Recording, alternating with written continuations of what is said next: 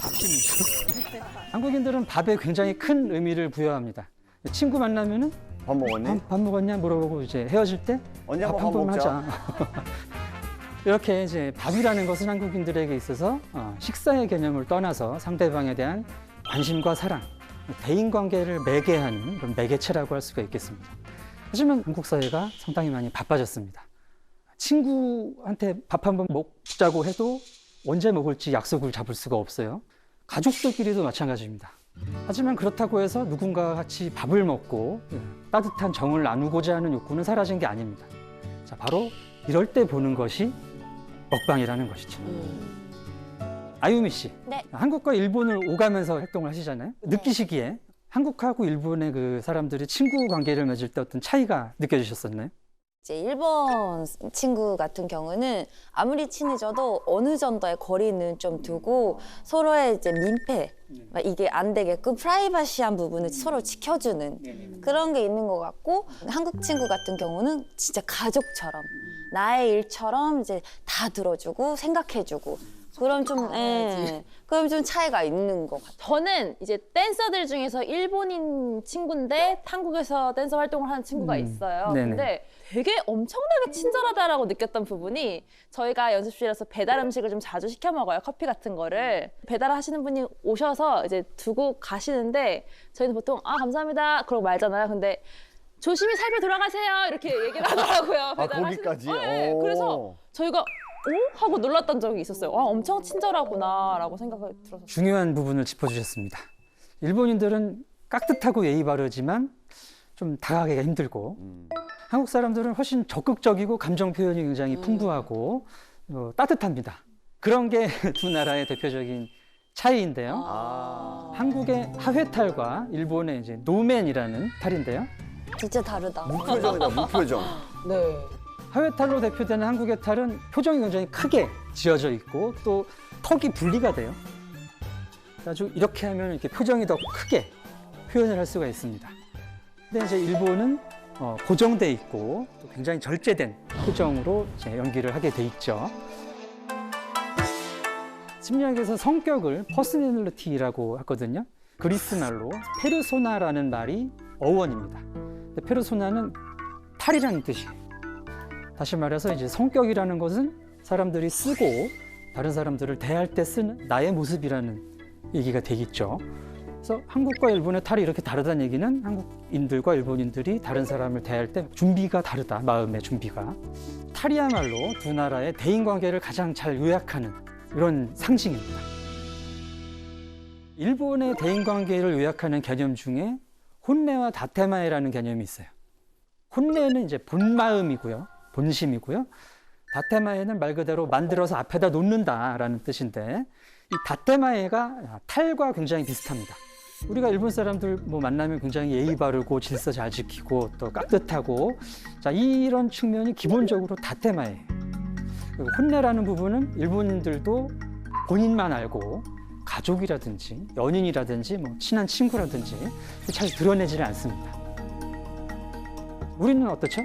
드러내죠. 드러내죠. 표정에서 다 보이죠. 그렇죠. 네. 이렇게 이제 한국 사람들이 자기를 솔직하게 드러내려고 한다는 것, 또 일본 사람들은 자기를 좀 드러내지 않으려고 한다는 것은 두 나라의 욕 문화를 보면 또 잘 아실 수가 있습니다. 욕이요? 예. 일본에서 가장 많이 쓰는 욕이라면 뭐가 있을까요? 바보, 바보. 일본어로 하면 빠까, 빠가, 아니면 멍청이, 뭐 멍청, 아호. 아호. 근데 이 정도는 애교라서 네네. 욕이라고 생각도 안 그래요? 하고, 좀 심한 게 있다면? 그래서 심한 욕을 전 잘 모르겠어요. 심하다고 느껴본 적이 없어서 그런 것 같아요. 그럼 너무 화가 나면 뭘로? 어떻게 해요? 풀지? 추워, 추워. 쿠소가 이제 똥이라는 뜻이죠. 대표적인 일본 욕이 이제 바카야로는 이제 말과 사슴이라는 뜻입니다. 말과 사슴이 욕이라니 굉장히 충격적인데요. 하찮다는 느낌이 좀 들죠. 자, 한국은 욕이 굉장히 많습니다. 대표적으로 이제 개가 들어간 거 또는 이제 식빵, 이제 성기를 표현하는 용어들, 또 이제 과거의 그 질병, 연병 할머니 이런 거, 형벌, 우라질, 육실알, 뭐 이제 젠장 뭐 이런 게 다 형벌에서 많다. 또 이게 조합이 돼. 그래. 내가 널 어떻게 하겠다 그럼 굉장히 구체적으로 이게 막. 그렇다면 젠장이라는 욕이 무슨 뜻인지 혹시 아십니까? 뭔가 굉장히 이 장기적으로 이 네. 장기 안에 손상을 주는 듯한 느낌이 들어요. 네, 맞습니다. 네. 젠장은 제기 난장마질의 축약 버전이에요. 제기는 제 아기, 너의 애기라는 뜻입니다. 그리고 난장마질이라는 뜻은 이제 난장이라는 형벌이 있는데 묵지도 않고 막 때리는 거예요. 아니까 너무 소름 끼치대. 너무 심한 욕인데. 자, 이렇게 우리 욕은 일본 욕보다 훨씬 뜻이 독한데요. 우리가 이렇게 많은 욕을 가지고 있는 이유는 내가 표현하고 싶은 감정이 그만큼 다양하기 때문입니다. 내가 화가 나고 누구 때문에 지금 열이 받았는데 똥.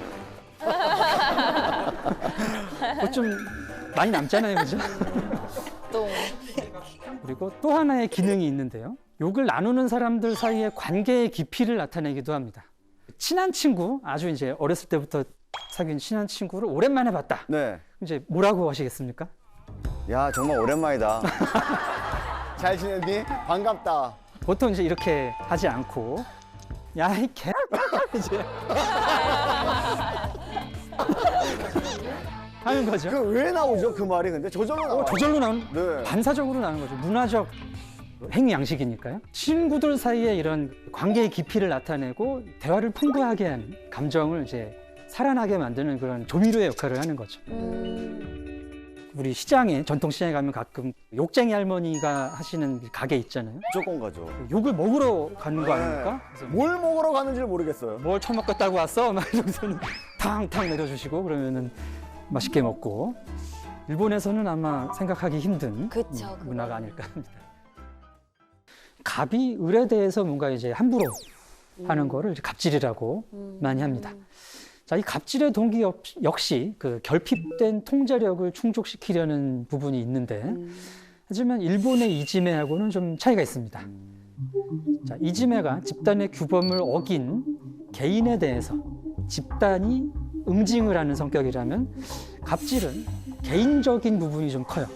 그래서 어떤 사회적 지위가 높은 사람이 내 사회적 지위를 좀 과시하기 위해서 상대방한테 이렇게 권력을 막 행사를 하는 거죠. 자, 이렇게 자기의 권력을 또는 지위를 타인에게 강요하는 이유가 있습니다. 문화심리학에서는 이제 한국인들이 자기 가치감이 높다라고 보는데, 나를 상당히 높게 평가한다는 얘기입니다. 여러분들도 아마 내가 이런 데 있을 사람이 아닌데 내가 이런 일을 하면서 늙을 사람이 아닌데 뭐 이런 생각해 보신 적 있으시죠? 그게 바로 자기 가치감이 높다라는 거예요. 자, 나는 소중하고 대단해요. 그러니까 어떻게 돼야 됩니까? 나를 좀 대접해주고 대우를 내가 이렇게 받아야죠. 잘났다는 거를 알아줬으면 좋겠는데 네. 그렇지 못하니까 화가 나죠. 근데 또 이 화를 나보다 높은 사람한테 못 냅니다. 왜냐하면 갑질이란 자신의 우월한 지위를 상대방에게 강요하는 것이 본질이기 때문입니다. 그래서 갑질은 한국 사회의 거의 모든 인간관계에서 나타납니다. 회사에서는 상사나 뭐 이런 갑질을 받다가 내가 어디 가면 내가 갑질을 하는 거예요. 아, 그래서 싸울 때마다 내가 누군지 그렇죠. 알아 이렇게 되는 거구나. 내가 별 일 없으면 우리 아버지가 누군지 알아. 가장 좀 하찮은 게 내가 어느 회사 다니는 줄 알아? 뭐 또 나오는데. 아, 그래서 그런지 우리나라 사람들은 일단 싸우기 시작할 때 몇 살부터 물어봐요. 그렇죠. 우위를 점하기 네, 위해서. 점하려고 우위를. 네가 초등학교 다닐 때 나는 뭐 대학생이었어. 넌 삼촌도 없냐? 뭐 이러고. 자, 이런 이지매와 갑질이라는 차이가 생기는 이제 근본적인 이유를 문화심리학에서는 이제 자기관이라는 개념으로 설명을 합니다. 자기관이라는 거는 이제 나에 대한 생각이라고 보실 수가 있는데, 이 자기관의 종류가 한국과 일본이 조금 달라요. 그래서 예를 들면 한국 사람들은 이제 주체성 자기라는 측면이 우세합니다. 이제 주체성 자기는 내가 어떤 영향력을 미치는 주체로 본다는 거예요. 그래서 난 그럴 수 있는 사람이다. 근데 일본 사람들은 대상성 자기라는 부분이 우세합니다. 대상성 자기는 나를 대상으로 보는 거죠. 나는 저 사람이 하면은 그 영향력을 받는 쪽에 있다라는 입장이에요. 그래서 이제 이런 측면이 다른 사람들의 영향력을 인정하면서 잘 맞춰 살다가 그렇지 않은 사람들에 대해서 이제 분노를 표출하는 식으로 나타나게 되는 게 아닌가 이렇게 볼 수가 있겠습니다. 도쿄에서 지하철을 타고 어디를 가고 있었어요. 이제 유모차를 끌고 어떤 엄마가 타는 거예요. 좀 이따 이제 아기가 웁니다. 유모차 탈 정도의 아기는 시도 때도 없이 우는 거 아니겠어요? 네. 근데 이 엄마가 너무 당황하는 거예요. 사방을 눈치를 보더니 다음 역이 되니까 막 스미마셍 하면서 내려요. 저는 그게 참 이해가 되지 않았었는데 실제로 일본인들은 갓난아이가 대중교통을 이용하는 것을 민폐라고 생각합니다. 그렇구나. 일본 민영철도협회에서 발표하는 지하철 민폐 행위 표현이 제일 순위인데요. 충격적이다. 흡연보다 높아. 아니 그러면은 유모차를 끌고 가는 사람은 그렇죠. 어떻게 하라는 얘기입니까? 그러니까. 이런 부분이 이제 어머니에게 요구되는 그 역할 때문인데요. 왜 저 애가 우는데 안 달래냐? 왜 안 내리냐? 이런 시선으로 엄마한테 보내는 거예요. 와. 자, 이런 분위기가 이제 일본에서는 어렸을 때부터 있다는 얘기죠. 폐를 끼쳐서는 안 된다. 아기가 우는 것조차 폐다. 저는 아기가 있으니까 아기를 안고 타잖아요. 그러면은 모든 사람이 자기 아기처럼 맞아. 막 이렇게 해주시거든요. 네네네. 까꿍까꿍 해주고 막 뽀뽀로 보여주고 막 이제 그렇게 해서 한두 마디 붙이다 보면은 이제 어느 순간 또 별로 하고 싶지 않은 얘기까지 훅훅 던지실 때가 있죠. 사내예요? 딸인데요? 라든지 첫째야? 하나 더 낳아야지 막 이런. 그 얘기 진짜 많이 하세요. 예. 그래서 이제 그런 건 좀 약간 불편한 부분이죠. 이렇게 오지랖이라고 하죠, 이런 거를. 근데 우리가 보통 이제 오지랖을 상당히 좀 불편해하는 경우가 일반적입니다만은 남을 돕는 오지랖이 있습니다. 자, 2001년 일본 도쿄 지하철역에서 선로에 떨어진 일본인들을 구하려다가 목숨을 잃은 한국인 유학생이 계시죠. 이수연 씨. 그는 아르바이트를 마치고 기숙사로 돌아가다가 지하철을 기다리는데 이제 어떤 취객이 떨어진 걸 본 거예요. 근데 아무도 이제 구해주는 사람이 없으니까 이제 자기도 모르게 들어가서 구하다가 피하지 못하고 돌아가셨던 일이 있습니다.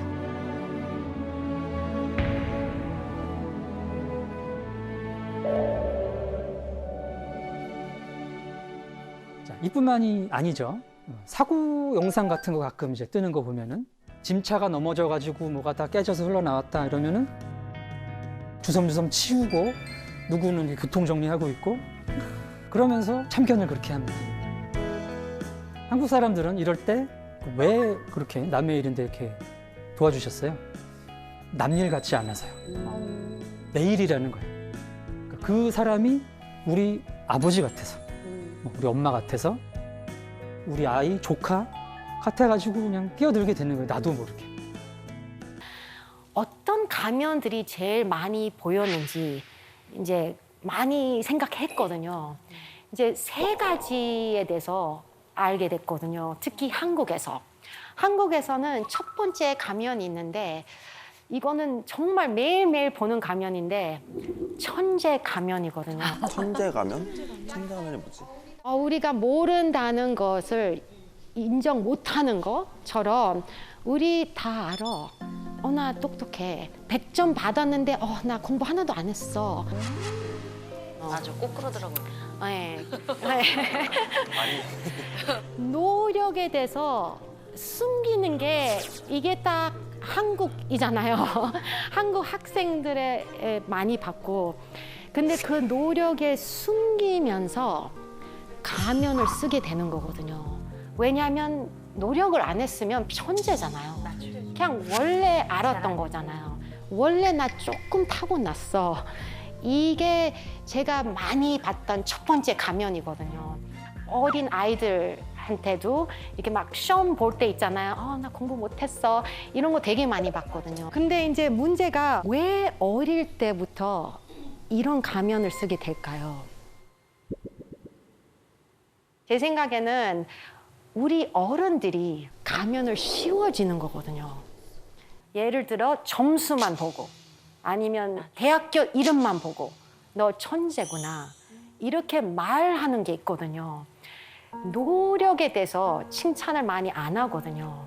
왜냐하면 우리도 아이가 천재처럼 느끼면은 기분 좋을 거라고 착각하거든요. 기분 좋을 수 있는데 그게 잠깐이거든요. 그래서 제가 요즘에 조금 되게 걱정되고 슬픈 게 제가 너무 좋아하는 클라이본 피아니스트 컴피티션 있잖아요. 1등 했던 임윤찬.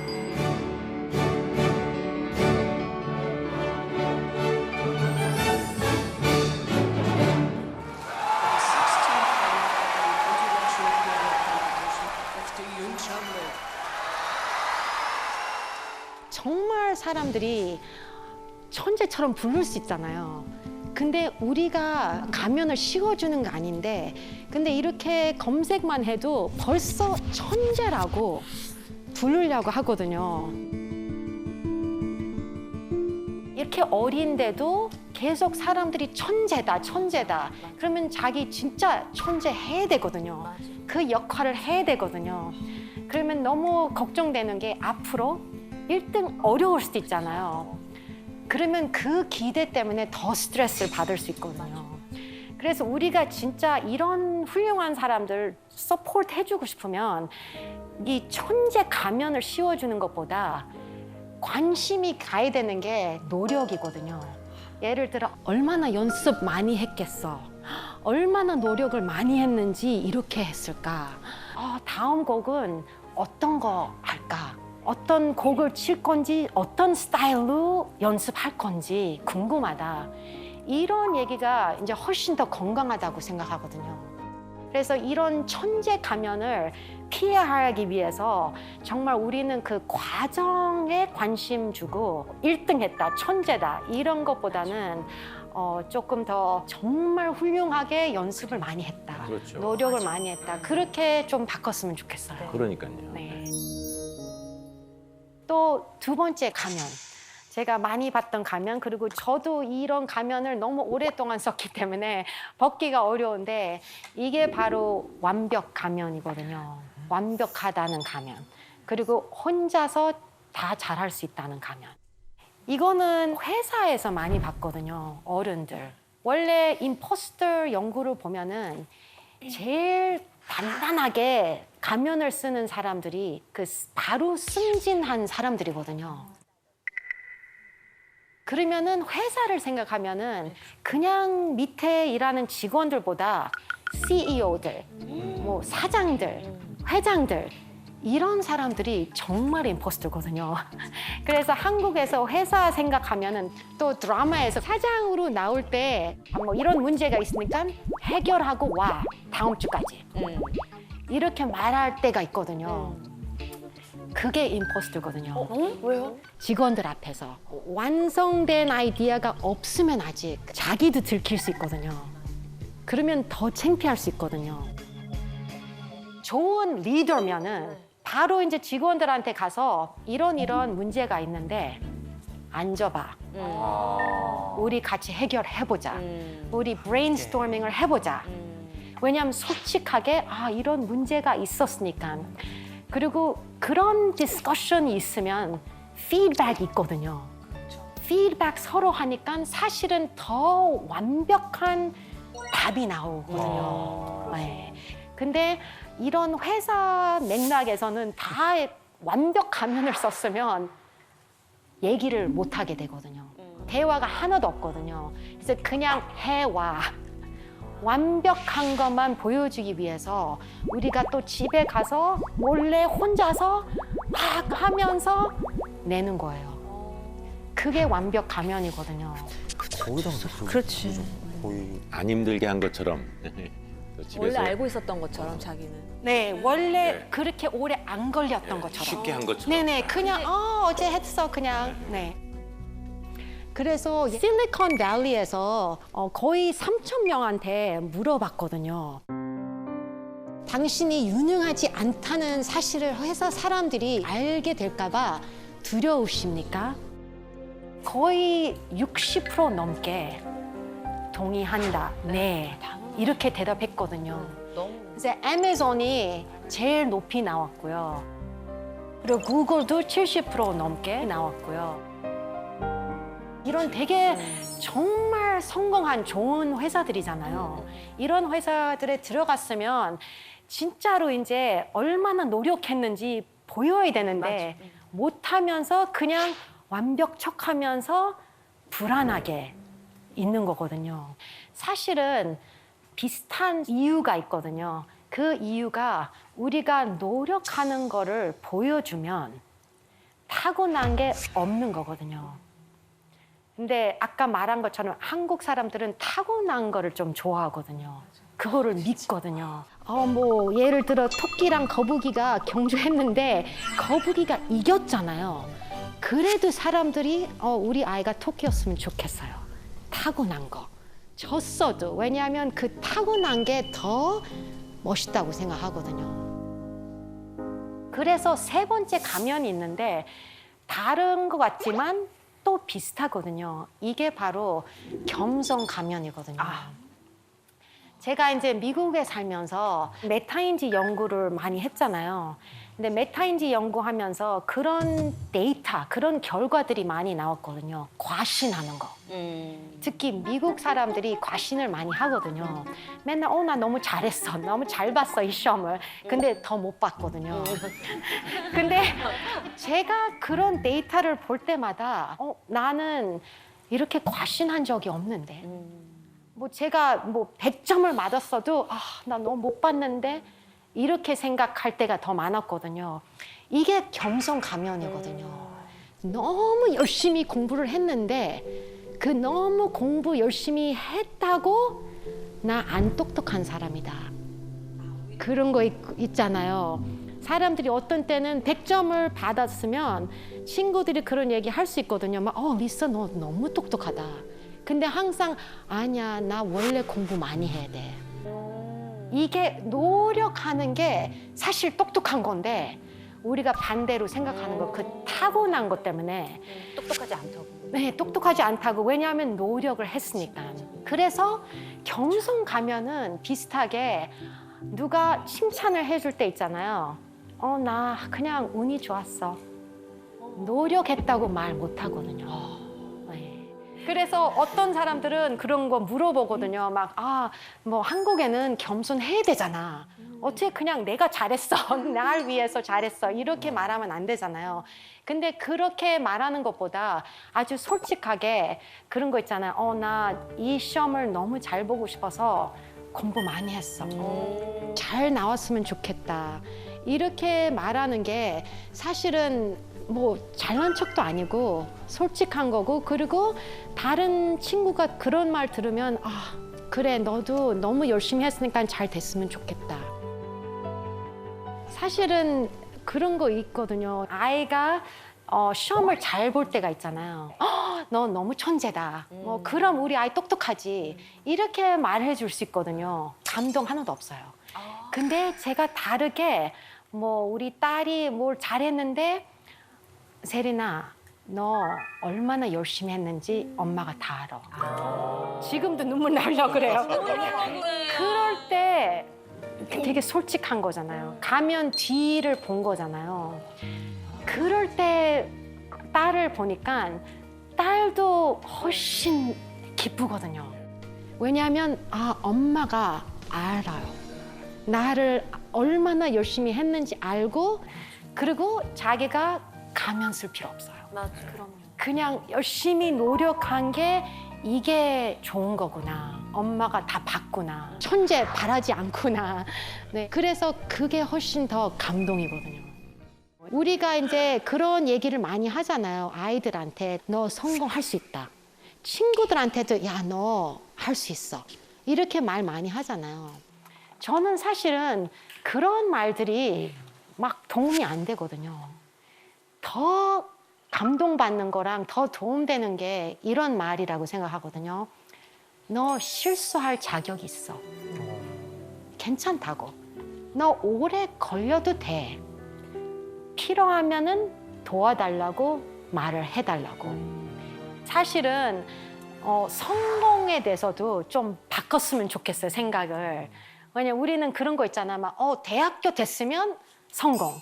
뭐 회사 들어갔으면 성공. 근데 우리는 정말 매일매일 성공들이 있거든요. 피곤했어도 뭐를 해냈으면 그것도 성공. 뭐 아이하고 좋은 대화했으면 성공. 네, 그렇죠. 뭐 아이가 뭐 책 읽어주는데 집중했으면 성공. 근데 제가 말하고 싶은 거는 실패도 일어설 수 있다.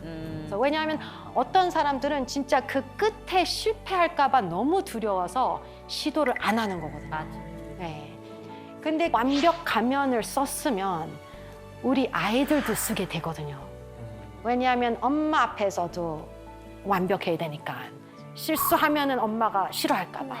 이런 것 때문에 우리 어른들, 윗사람, 보스들, 사장들, 교수들이, 선생님들 우리가 먼저 약간 보여주면 밑에 학생들, 아이들도 그리고 같은 직원들, 후배들 이런 사람들이 조금 더 용기를 낼 수 있다고 생각하거든요.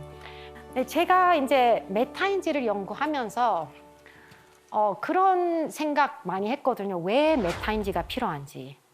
메타인지는 우리가 문제 해결하는 방법들이거든요. 그런 능력이거든요.